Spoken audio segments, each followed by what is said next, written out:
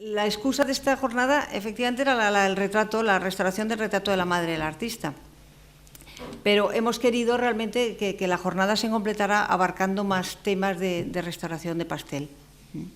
El retrato de la madre del artista era una obra, es una obra importante de la colección y realmente valía el esfuerzo de hacer este encuentro. Es una obra emblemática de la colección, pero yo diría que es doble o triplemente emblemática, porque no solamente es el primer pastel que hace Picasso ya de una categoría casi de artista consagrado, es que además se lo dedica a su madre, o sea, más emblemático imposible, la persona que incondicionalmente le apoya toda su vida. Es emblemático porque se lo dedica a su madre, porque es el primer pastel, después él seguirá haciendo otros pasteles, y yo creo que para nosotros, como conservadores restauradores, es emblemático por la problemática que comportaba, y es lo que os queremos explicar. Realmente es el paradigma de qué consecuencias puede tener una mala intervención o una intervención que en aquel momento se consideró correcta, pero que en medio siglo estaba provocando lo que decía Bernardo hace un momento, que podía haver provocat la destrucció de l'obra. Tenint en compte la problemàtica dels pastells i tenint en compte les degradacions que presentava aquesta obra, ens vam plantejar quina intervenció fer.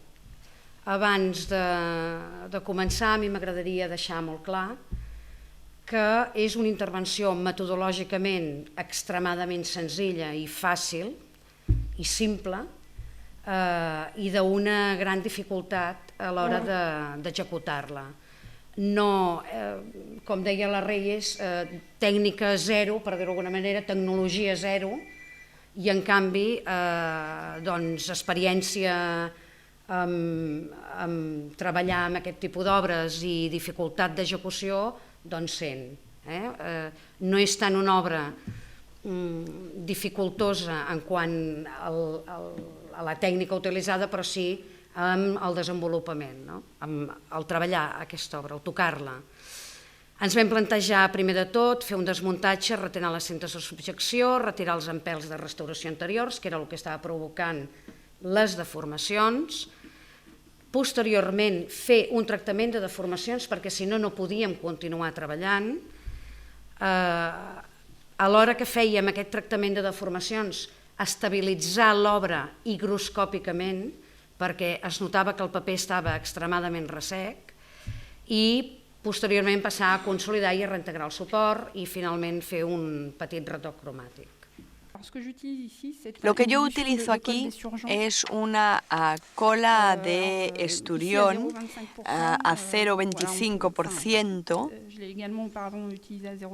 Antes la había utilizado a 0,5%, pero a 0,25% funciona muy bien. Es una dilución de agua y etanol a partes iguales, 50-50, y utilizo un Eco Spray en Francia. No sé si en España existe este tipo de aparato. Hay un pequeño compartimento de gas y un otro compartimento para introducir la solución.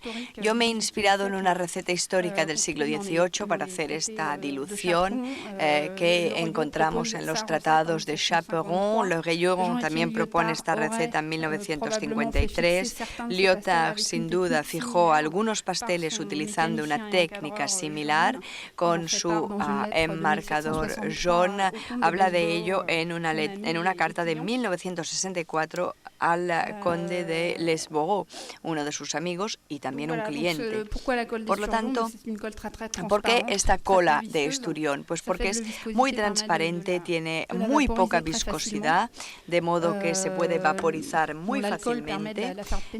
Además, el alcohol permite que penetre muy rápidamente y que se seque también muy rápido. Yo normalmente la aplico horizontalmente o verticalmente y puedo ir alternando las capas, poner varias capas. Lo importante, o al menos esto es lo que yo hago, es esperar entre capa y capa para no saturar los pigmentos. Lo que hago es tener mucho cuidado porque evidentemente siempre tenemos miedo de ensombrecer los colores y de dañar la superficie del pastel.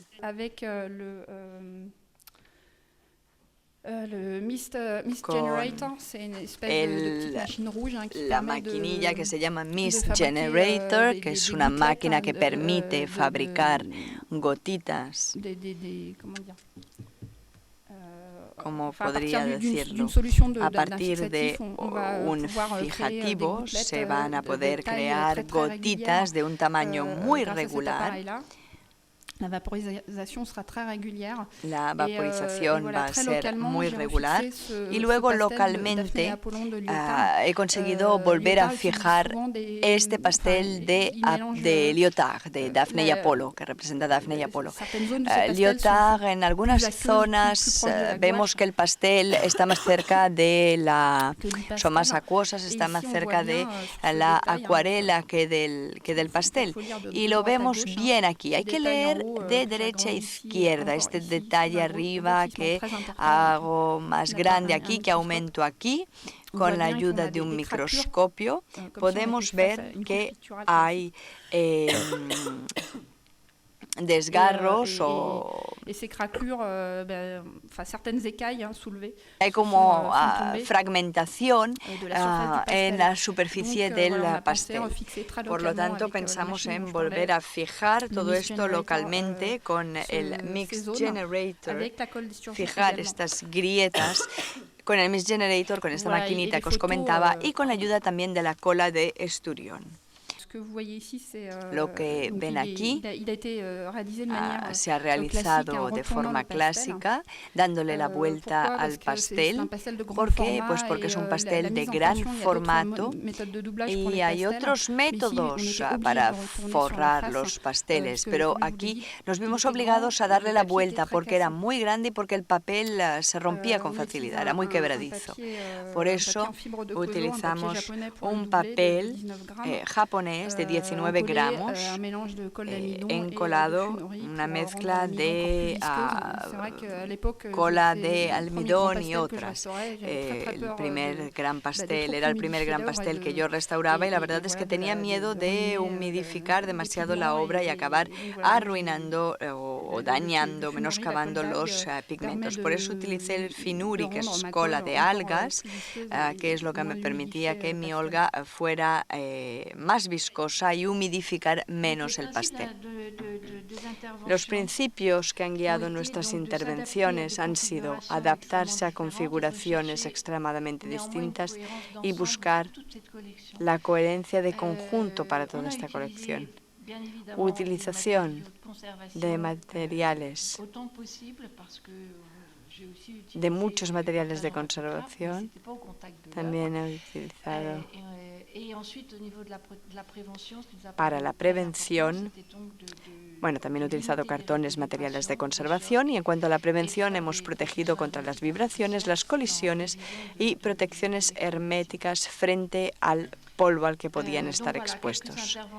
Aquí algunas intervenciones que hemos llevado a cabo: el desempolvamiento de las telas por microaspiración.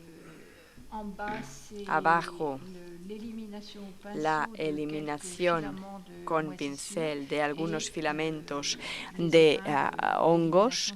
Y luego tenemos la eliminación del montaje, retirando los imperdibles. Aquí tenemos un pergamino que se ha montado sobre un chasis. He hecho aquí refuerzos para poder mantener toda esta parte. He introducido papel japonés, como lo ha mostrado antes Cecil. Y luego aquí hemos intentado conservar el pergamino, que tenía la tendencia a levantarse o a despegar. Por eso utilicé un papel japonés y coreano beige oscuro. Os voy a enseñar tres calzas.